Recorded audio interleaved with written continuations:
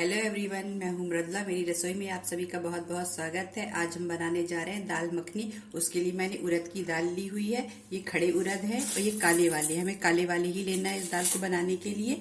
इसमें गंदगी बहुत ज्यादा होती है, इसलिए इसको हम डायरेक्ट ऐसे नहीं धुलेंगे। इसमें हम पहले थोड़ा सा व्हाइट विनेगर डालेंगे और इसमें हम थोड़ा सा नमक डालेंगे। इसके बाद हम इसको अच्छी तरीके से मिक्स कर लेंगे। ये देखिए, हमने इसको थोड़ी देर के लिए इस तरीके से मिक्स किया है। इसमें सारा नमक घुल चुका है। अब देखिए, हम इसको इस तरीके से करते हैं तो कितना गंदा पानी निकलता है। इस पानी को हमें निकाल देना है और अच्छे से इसको 4-5 पानी से धो लेना है ताकि इसका कालापन सब निकल जाए।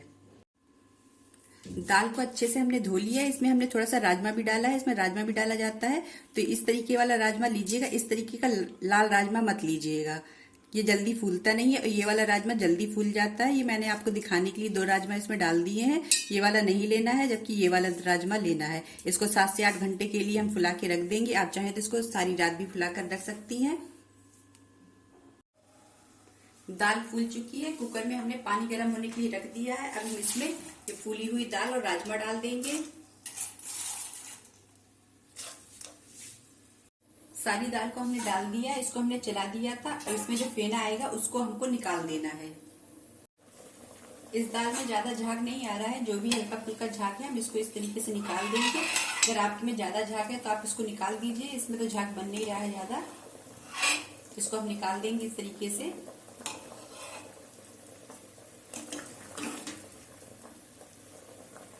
दाल में अब हम थोड़ा सा नमक डाल देंगे और थोड़ी सी हल्दी डाल देंगे। इसको चला देंगे और ढक्कन बंद करके हम इसमें 4 सीटी लगा लेंगे, या आपकी दाल जब तक ना पक जाए तब उतनी सीटी आप लगा लीजिए।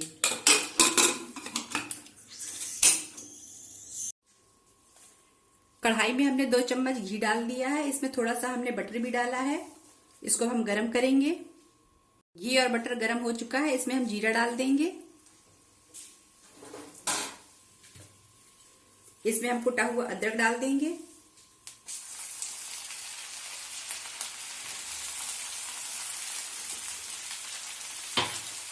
इसको अच्छी तरीके से मिक्स करेंगे।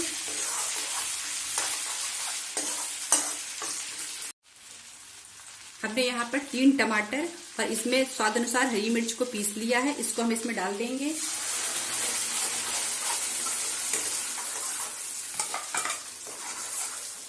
इसको अच्छी तरीके से मिक्स करेंगे।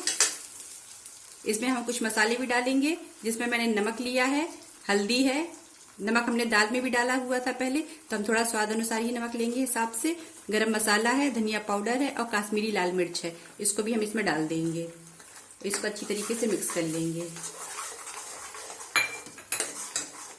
और थोड़ा सा इसमें पानी डालकर हम इसको पका लेंगे।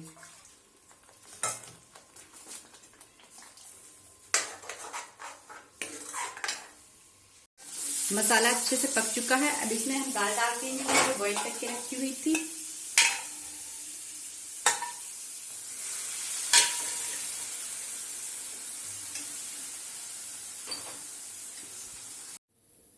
सारी दाल हमने डाल दी है इसमें। अब हम इसको इसी तरीके से घोटते हुए इसको पका लेंगे।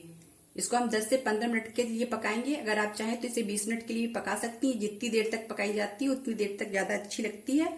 तो इसको मैं 15 मिनट के लिए पकाऊंगी और इसको हम इस तरीके से थोड़ा रगड़ते हुए पकाएंगे।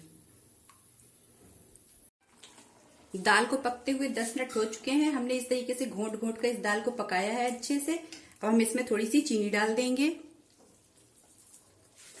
और इसमें हम कसूरी मेथी डाल देंगे।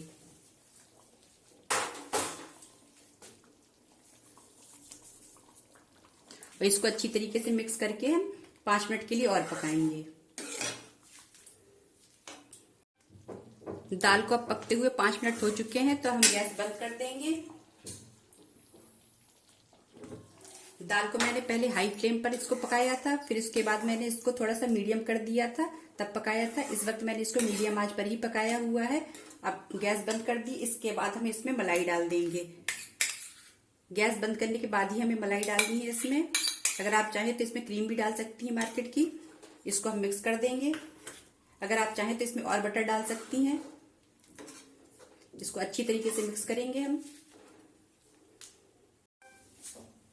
दाल मखनी बनकर तैयार है। इसके ऊपर हम थोड़ा सा और बटर डाल देंगे। अगर वीडियो आपको अच्छा लगा तो इसको लाइक करिए, सब्सक्राइब करिए। Thank you.